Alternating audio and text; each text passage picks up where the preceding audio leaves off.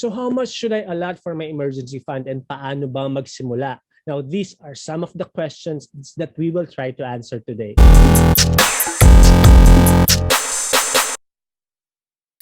Hi everyone, my name is Aris Aquino, your CEO of Financial Wellness. Now this video is the second of a two-part video series all about emergency fund. And this channel is all about financial wellness. So kung gusto mong matuto kung paano mag-ipon, paano maging financial independent, just don't forget to like this video and hit that subscribe button. And now let's talk about emergency fund. Now, how big should my emergency fund be? Or so gaano ba dapat kalaki ang inyong emergency fund? Now, it actually depends dahil meron tayong kanya-kanyang expenses, may kanya-kanya tayong situation. So, depende yan sa iyong capacity to save. And of course, depende yan sa expenses mo personally at sa iyong expenses na family. But usually, ang sinasuggest ng ating mga financial expert, it's between 3 to 8 months of monthly expenses. Paano ba magsimula? Paano ba mag-build ng small emergency fund? Unang-una, yung starting a small emergency fund is actually the first step to building a fully stocked emergency fund.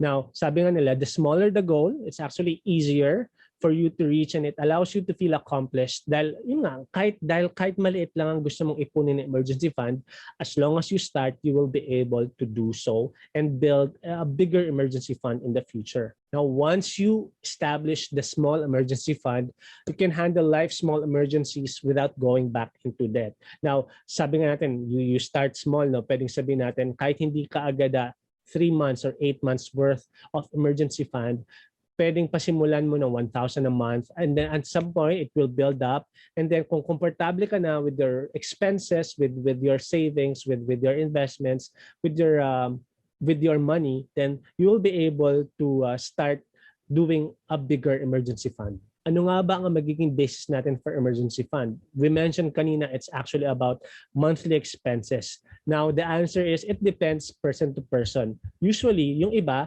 they just compute or they just take into consideration yung mga monthly expenses. Ang iba naman, they also factor in kung ano yung mga what they spend on the leisure or other investment options. They take it into account for their emergency fund saving. And lastly, where to put your emergency fund or saan ba natin kailangan ilagay inyong emergency fund? Now, it often makes sense to keep your emergency fund on a separate bank account para at least hindi mo siya accessible at hindi mo magagalaw in case na ma-tempt ka na mag-purchase ka sa Lazada or kung saan man mo gustong bumili. So that, alam mo yon, ang purpose natin, goal talaga is magkaroon tayo ng emergency fund na lalaki yan na eventually it will be able to answer our 3 to 8 months worth of expenses. And before, yung bago nga makalimutan pala, no, yung 3 to 8 months pala, hindi yan gold standard. Usually, especially tulad natin ngayon, we're in a pandemic.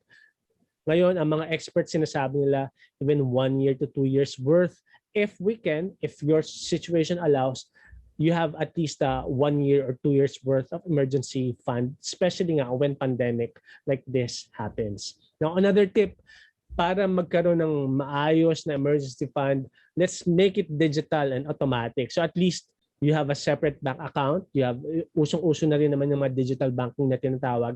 Once your saving for emergency fund is automatic and digital, at least hindi mo na mapapansin at hindi mo na rin magagalaw. So that's about it, guys. I hope you learned something from me today. And if you have any questions, suggestions, or violent reactions, please comment them down below. And don't forget to like this video and subscribe to this channel. So thank you and see you on our next video.